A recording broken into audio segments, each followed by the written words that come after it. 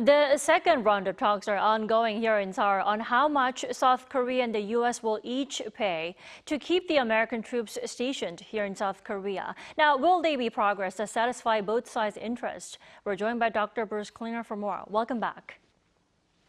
Thank you very much for having me. Thanks for joining us. First off, why is it important that these negotiations take place in the first place? I mean, why do the cost-sharing talks matter?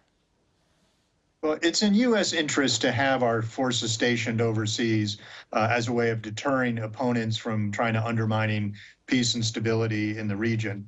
That said, there are costs involved with having our forces overseas. And so these special measures agreement negotiations with South Korea as well as with Japan are a way of determining an equitable sharing of the offsetting some of the costs of U.S. forces stationed overseas. The South Korea contribution doesn't cover all the costs, but it's a fair share of it. And then since the negotiations are over money, there's often contention as to what costs should be included and what percentage that South Korea should provide. Right, that's why talks sometimes, generally takes months to reach negotiations. And the two sides were probably focused on the details of the cost sharing. Yesterday, for instance, if a raise should be based on the inflation rate or an increase in their military budgets, how do these serve as a barometer for determining the cost?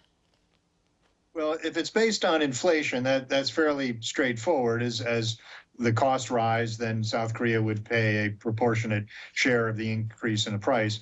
If it's based on South Korean defense spending, South Koreans see that as unfair, is that the more they spend on their own defense, then that is also equating to a higher contribution to offset the U.S. costs. So many would see that a inflation-based increase would be more equitable to South Korea. Well, I know this is a quite tricky question. How much of a raise then will be appropriate or acceptable for both sides, Seoul and Washington? Well, that's certainly quite a matter of debate between the U.S. and South Korea. When I've talked to U.S. officials who negotiated previous agreements, they said it was a very long, arduous process for negotiations, a lot of discussion or disagreement or arguments over not only the cost, and determining the cost and which side would pay what, but also what items should be included. Sometimes there's a proposal that by one side or the other that things that were not included be included or removed. So in the past, it's generally been about a 6 to 10% increase by South Korea in each round of negotiations, which is usually a 5-year agreement. Right, and we all have to know that the reason the talks are taking place earlier than usual this time is that both Seoul and Washington are, mindful of the November presidential election, U.S. presidential election, when former President Donald Trump may make a comeback to the White House. Dr. Klingner, what's your take on this? Very much so. The negotiations usually start about 12 months before the agreement lapses. They're starting about 8 months early, and clearly both sides are concerned about the return of President Trump because based on the special measures agreement negotiations during his term, he sought to make a profit off of our service members stationed overseas, initially telling his negotiating team to get cost plus 50% profit. And after that, it was a 500% increase.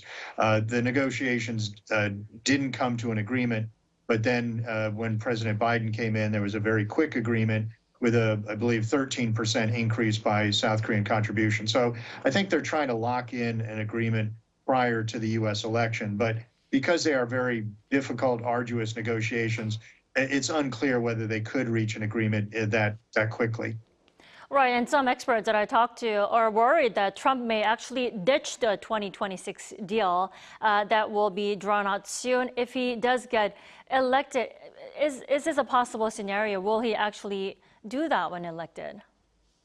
Well, the president could try to undo an agreement made by his predecessor because it would be an executive agreement. That said, it'd be a standing agreement that was negotiated by both countries in good faith, and to abrogate it or try to reopen it would certainly be very contentious and cause a lot of strains in the relationship. So I think if they can reach an agreement that both sides see is equitable, hopefully that would then be a fait accompli for the next administration. All right. Thank you so much for your insight. As always, we appreciate it. Well, thank you for having me.